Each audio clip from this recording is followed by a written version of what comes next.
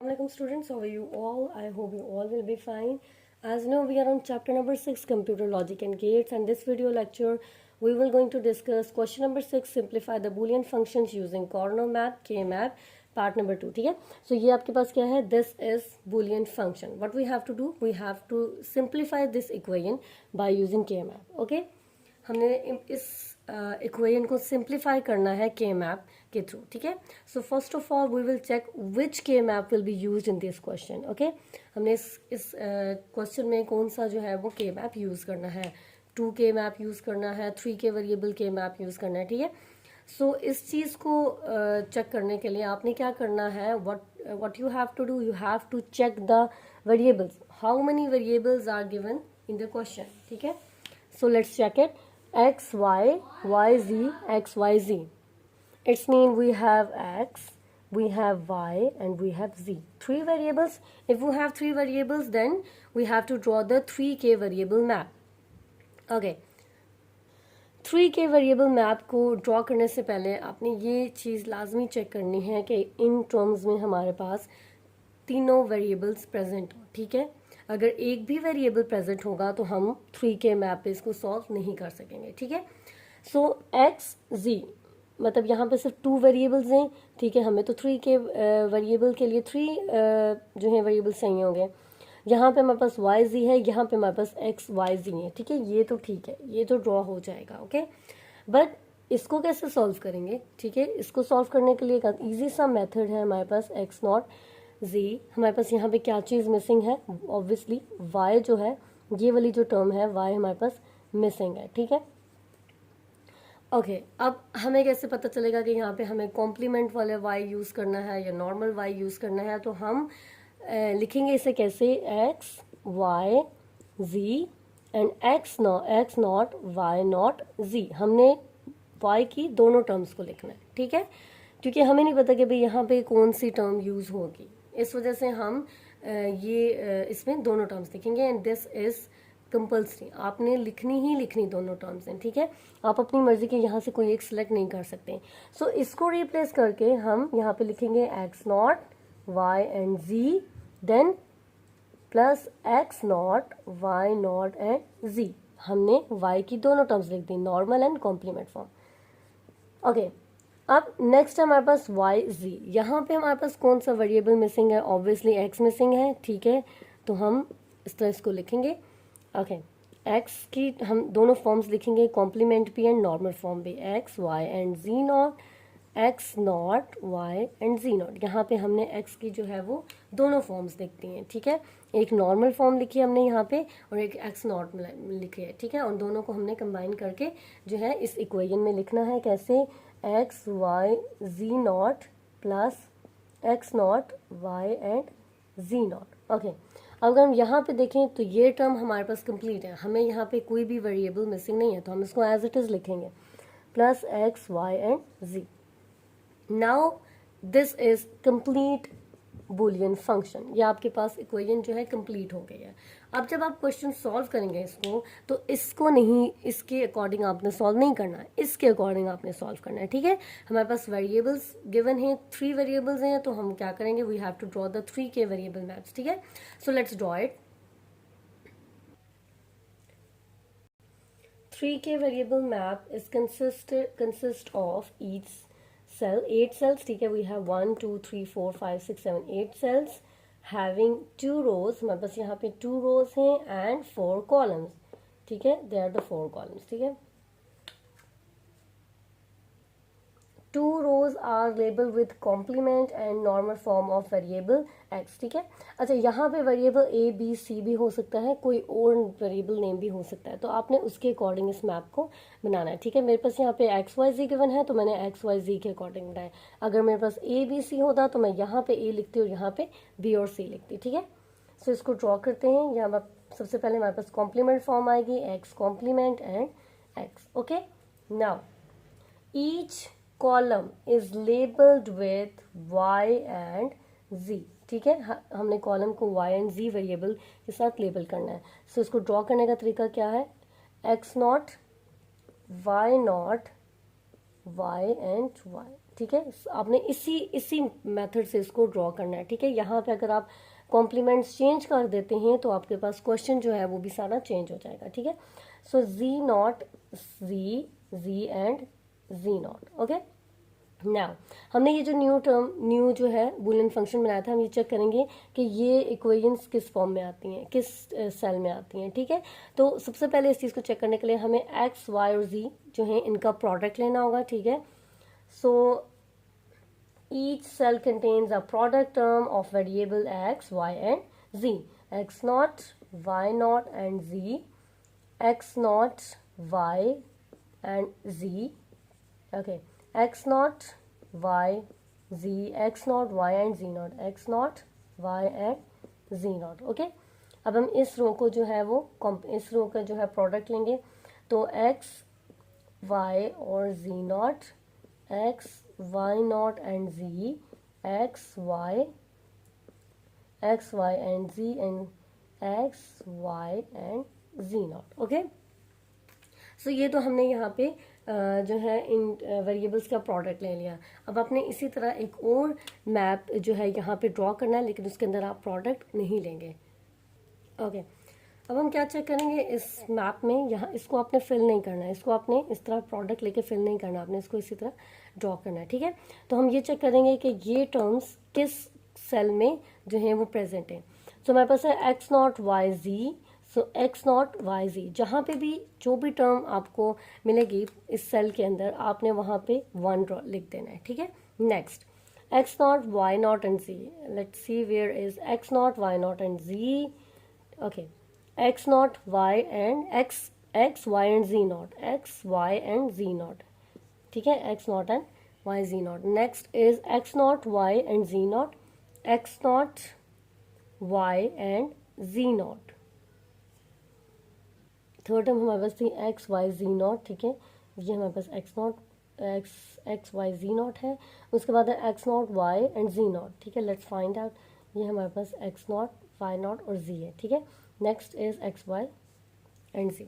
Okay, अब यहाँ पे हमने इसको फिल करना है, आपने अकॉर्डिंग टू दीज टर्म्स हमने इस मैप को फिल करना है, इसके अकॉर्डिंग आपने नहीं फिल करना। ठीक है, क्योंकि ये हमारे पास इनकम्प्लीट इक्वेशन थे और ये 3 के मैप में कहीं पे भी ये वाली इक्वेशन सॉल्व नहीं हो सकती थी। ठीक है, अब मैंने आपको बताया था कि जब ये सॉल्व कर लेंगे तो उसके बाद हमारे पास जो नेक्स्ट स्टेप होता है वो होता है ग्रुपिंग का। ठीक है, और ग्रुपिंग में हमारे पास 2 का ग्रुप बन सकता है, 4 का ग्रुप बन सकता है, 8 का ग्रुप बन सकता है, और डायगोनल में आपने ग्रुप नहीं बनाना। ठीक है, इस फॉर्म में आपने ग्रुप नहीं बनाना। ठीक है, तो हम यहाँ पे देखते हैं कि हमारे पास 2, 4 और 8 का ग्रुप बन रहा है या नहीं। तो ये हमारे पास, अगर आपके पास 1 इस तरह इस फॉर्म में, ठीक है, साथ साथ लिखे हों तो ऑब्वियसली ये 4 का एक ग्रुप बन रहा है। ओके, नेक्स्ट जो है अब हमारे पास ये रह गया है, तो इसको हम इसके साथ ग्रुप बना देंगे। ठीक है, अगर आपके पास वो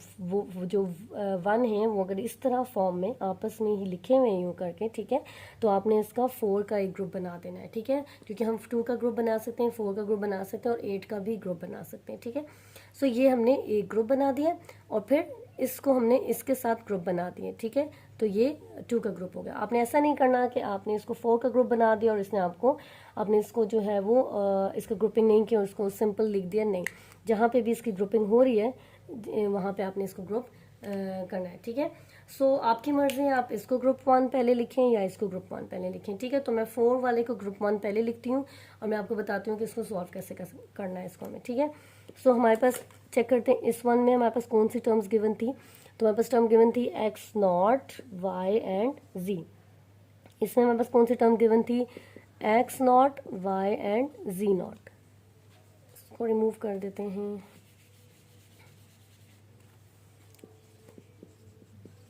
ओके, यहाँ पे देख लेते हैं कौन सी टर्म हमारे पास गिवन है, एक्स वाई जी, और यहाँ पे हमारे पास गिवन है x plus x y and z not.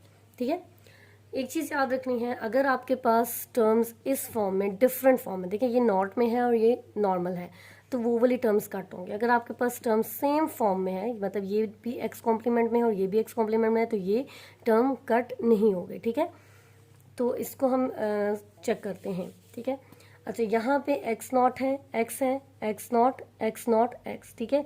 ये आपने नहीं देखना कि यहाँ पे हमारे पास एक्स नॉट गिवन था तो बाकी सब में तो सेम है, नो। कहीं पे भी इन 4 टर्म्स में कहीं पे भी एक वेरिएबल अगर डिफरेंट होता है तो वो आपने कट करना है। देखिए यहाँ पे एक्स नॉट है, यहाँ पे एक्स है, यहाँ पे एक्स नॉट है, ठीक है, और यहाँ पे भी एक्स है और यहाँ पे भी एक्स है। तो अगर यहाँ पे एक्स नॉट ना होता तो फिर ये टर्म सेम होती, ठीक है, फिर हम इसको कट ना करते। लेकिन यहाँ पे एक्स नॉट गिवन है तो फिर हम क्या करेंगे, हम इनको इन सब जितने भी एक्स गिवन है इनको हम कट कर देंगे, ठीक है। अब नेक्स्ट टर्म चेक करते हैं, y y y and y. यहाँ पे एक कोई भी टर्म जो है वो डिफरेंट नहीं है, कहीं पे भी कॉम्प्लीमेंट नहीं है। इस एक चीज़ को याद रखिएगा, अगर एक टर्म में भी कॉम्प्लीमेंट है और बाकी सारी टर्म सेम हैं तो भी वो कट होंगे, ओके। नेक्स्ट चेक करते हैं z not, z and z not, ठीक है। तो जी नॉट ये भी कट हो जाएगा, ये भी कट हो जाएगा और ये भी। जो हमारे पास लास्ट टर्म रह जाएगी वो होगी हमारे पास वाई, ठीक है। आपने वाई को 4 टाइम्स नहीं लिखना, आपने वाई को सिर्फ एक ही दफ़ा लिखना है, ठीक है। You have to write like this, okay, y. अब ये हमारे पास ग्रुप 1 था, ठीक है। अब हम करते हैं, लिखते हैं ग्रुप 2, ठीक है। इसको मैं ग्रुप 1 लिख लेती हूँ और इसको हम ग्रुप 2। अब ग्रुप 2 में हमारे पास ये 2 टर्म्स थी तो इनके वेरिएबल्स को यहाँ लिख देते हैं। तो यहाँ पे हमारे पास जो थी टर्म थी वो है x not, y not and z, और यहाँ पे जो हमारे पास टर्म है वो है x not, y and c, okay. अब इसमें हम चेक कर लेते हैं कौन सी टर्म डिफरेंट है। जो डिफरेंट टर्म्स होंगे हम उनको कट कर लेंगे। एक्स नॉट, ठीक है, ये सेम है। वाई नॉट, वाई दोनों डिफरेंट होगी। जी एंड जी दोनों क्या है, सेम है। तो हम यहाँ पे लिखेंगे x not and y, sorry z, x not and z, y को तो हमने कट कर दिया, ठीक है।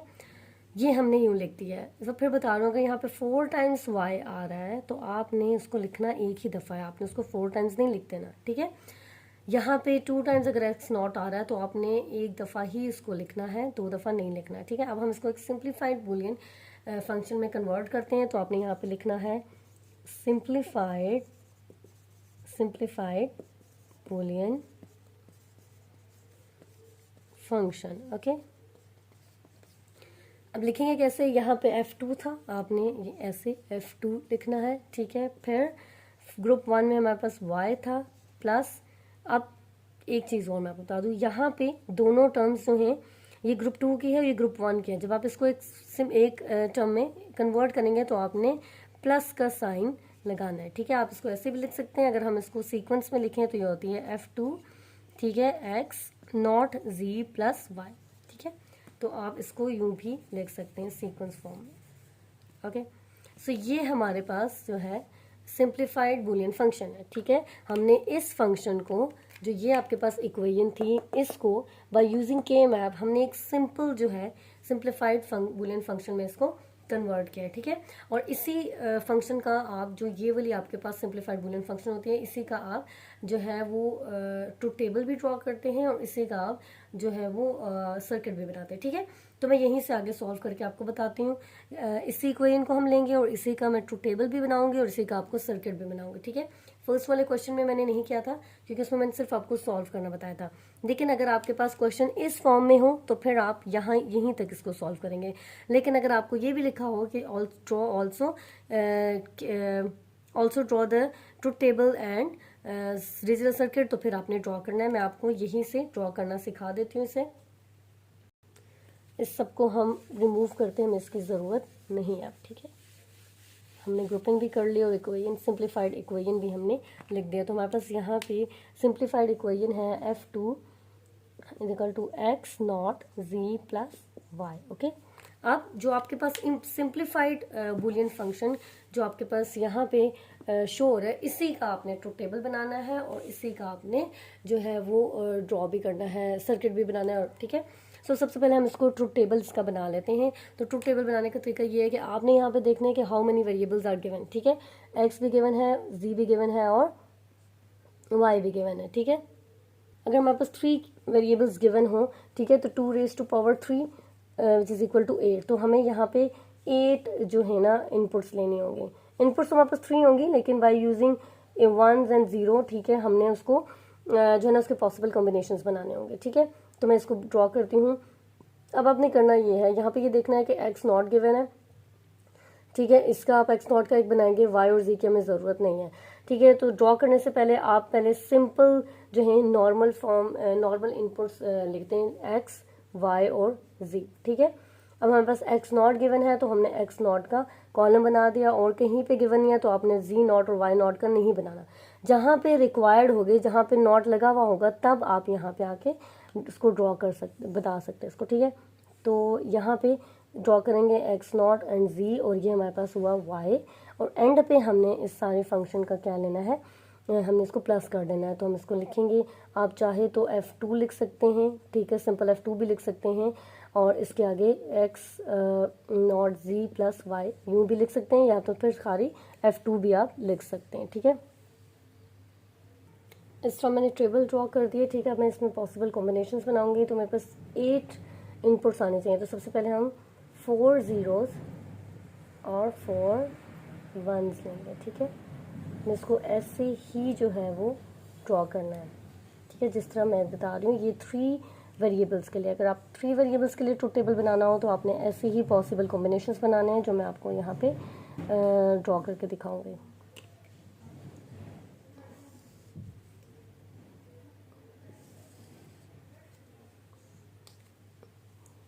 ओके, 0 0 0 1 1 0 0 1 and 1, okay, then 0 1 0 1 0 1 0 1, ठीक है। मैं लाइन्स ड्रॉ कर लेती हूँ, फिर आपके लिए ईजी हो जाएगा। मैंने इस तरह ड्रॉ कर दिया। अब हमें एक्स नॉट फाइंड आउट करना है, तो हम एक्स का नॉट लेंगे, ठीक है। मतलब अगर यहाँ पे 0 है तो यहाँ पे 1 1 1 1, और जहाँ पे 1 होगा तो एक्स नॉट आएगा, तो वो 0 0 0 0 लिखा जाएगा, ठीक है। अब हमने फाइंड आउट करना था एक्स नॉट जी, तो हम एक्स नॉट और जी का प्रोडक्ट लेंगे, ठीक है। ये प्रोडक्ट फॉर्म में गिवन है आपके पास टर्म्स, तो हम इसको प्रोडक्ट लेंगे। X not and z, 1 0 multiply by 1 obviously 0, 1 multiply by 1 1, 0 multiply by 1 obviously 0, 1 0 0 0 and 0, ठीक है। हमने यहाँ पे प्रोडक्ट लिया था तो हम सबका 0 0 ही आंसर आ रहा है, ओके।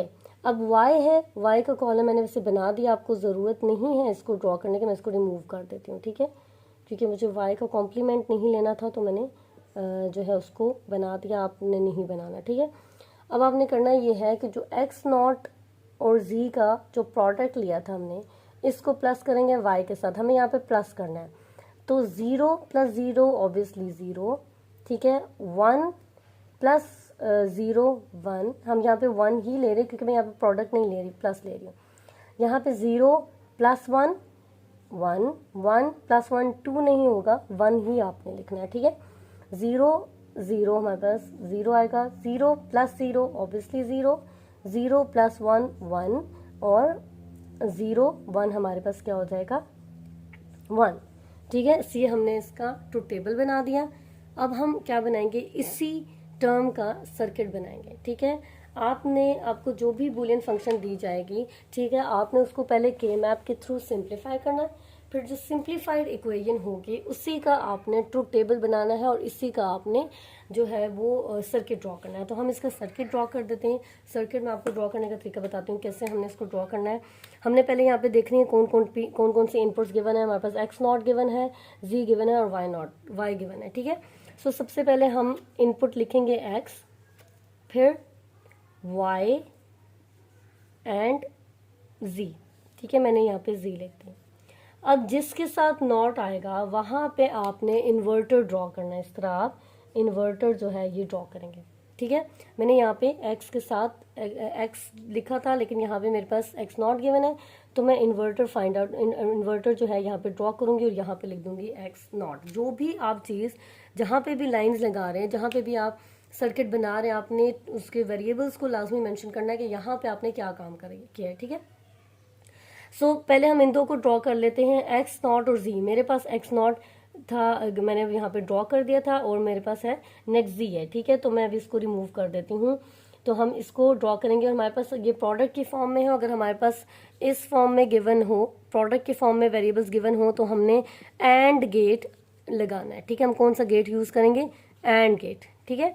तो यहाँ पे मैं एंड गेट ड्रॉ कर दूंगी। आपने जो है इन गेट्स की शेप को अच्छे तरीके से ड्रॉ करना है, ठीक है। अगर आप शेप्स गलत ड्रॉ कर देंगे तो फिर वो एंड गेट तो नहीं रहेगा ना, ठीक है। और यहाँ पे हमने इसको ड्रॉ कर दिया एंड गेट को, ठीक है।